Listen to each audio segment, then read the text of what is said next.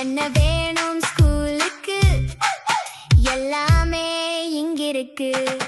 Super Saravana stores, Chennai, Madurai, Kovai.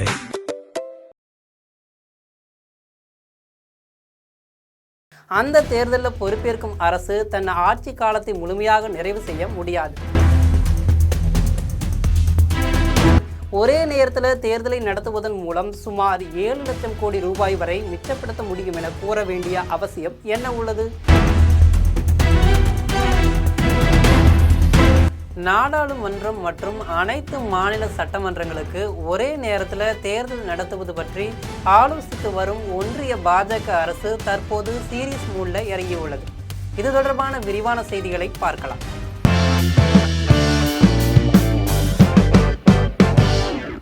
முன்னாள் குடியரசுத் தலைவர் ராம்நாத் கோவிந்த் தலைமையிலான குழு சமர்ப்பித்த அறிக்கையை ஆய்வு செய்து சாதக பாதகங்கள் குறித்து விரிவாக விவாதிக்கப்பட்டு வருகிறது.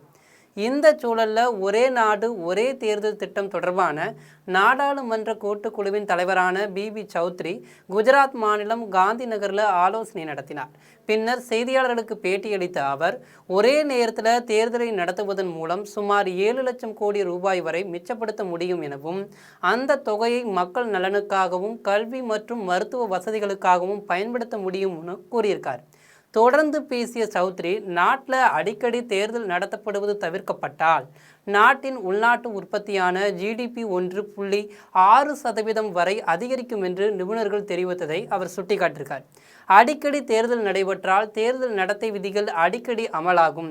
இதனால் மக்கள் நலத்திட்டங்கள் முடங்கும் அபாயம் ஏற்படும்.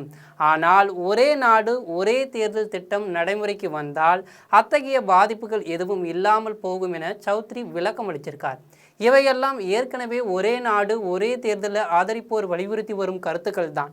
இந்த கருத்துக்களை நடுநடை வகிக்க வேண்டிய நாடாளுமன்ற கூட்டுக்குழு தலைவர் வெளிப்படையாக பேசுவதுதான் சர்ச்சையாகி உள்ளது. இந்த திட்டம், அதாவது ஒரே நாடு ஒரே தேர்தல் திட்டம், எப்போது அமலாக வாய்ப்புள்ளது என்பதை பார்ப்போம்.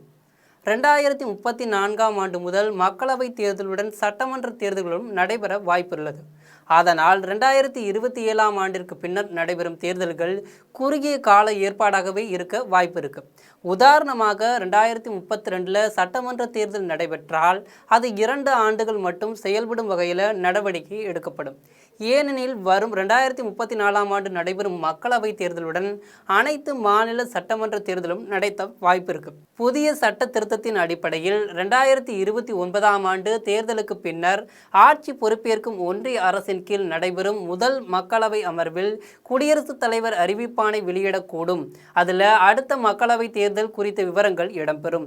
அது மட்டுமல்லாமல் அந்த மக்களவையின் பதவிக்காலம் நீடிக்கும் 5 ஆண்டுகளுக்குள் அனைத்து சட்டமன்றங்களின் பதவிக்காலமும் முடிவுக்கு வந்துவிடும். இதன் மூலம் 5 ஆண்டுகளுக்கு முன்னரே பல்வேறு சட்டமன்றங்களின் பதவிக்காலம் முடிவடைந்துவிடும் என்கின்றனர். உதாரணமாக தமிழகத்தை எடுத்துக்கொண்டால் இந்த ஆண்டு நடைபெற்ற சட்டப்பேரவை தேர்தலை அடுத்து 2031ஆம் ஆண்டில் சட்டமன்ற தேர்தல்கள் நடைபெற வேண்டும். அந்த தேர்தலில் பொறுப்பேற்கும் அரசு தன் ஆட்சி காலத்தை முழுமையாக நிறைவு செய்ய முடியாது. ஏனென்றால் ஒன்றிய அரசு சொன்ன கணக்கின்படி அடுத்த 3 ஆண்டுகள் மட்டுமே, அதாவது 2031ஆம் ஆண்டிலிருந்து 2034ஆம் ஆண்டு வரை 3 ஆண்டுகள் மட்டும் செயல்படும். அதன் பிறகு குடியரசுத் தலைவர் உத்தரவின்படி மாநில ஆட்சிகள் கலைக்கப்பட்டுவிடும். அதன் பின்னர் 2034ஆம் ஆண்டு ஒரே நாடு ஒரே தேர்தல் நடைமுறையின்படி நாடாளுமன்ற தேர்தலும் தமிழக சட்டமன்ற தேர்தலும் நடைபெறும் என்கிறார்கள்.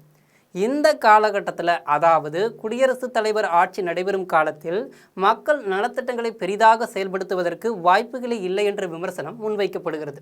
இந்நிலையில் நாடு முழுவதும் சென்று இந்த சட்டம் தொடர்பாக ஆய்வு நடத்தி அறிக்கை தாக்கல் செய்ய வேண்டிய நாடாளுமன்ற கூட்டுக்குழு தலைவரே, ஒரே நேரத்தில் தேர்தலை நடத்துவதன் மூலம் சுமார் 7 லட்சம் கோடி ரூபாய் வரை மிச்சப்படுத்த முடியும் என கூற வேண்டிய அவசியம் என்ன உள்ளது?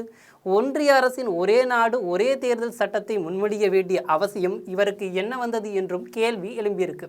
ஆக குரங்கு தன் குட்டியை விட்டு ஆழம் பார்ப்பதை போல் ஒன்றிய அரசு பொதுவாக செயல்பட வேண்டிய நாடாளுமன்ற கூட்டுக்குழு தலைவரை விட்டு திட்டத்தை உறுதிப்படுத்தும் ஒன்றிய அரசின் முயற்சியோ என சந்தேகம் எழாமல் இல்லை.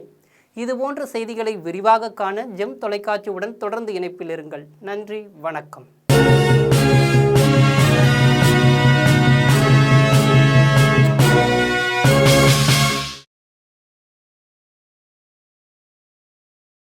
என்ன வேணும் ஸ்கூலுக்கு எல்லாமே இங்கிருக்கு சூப்பர் சரவணா ஸ்டோர்ஸ் சென்னை மதுரை கோவை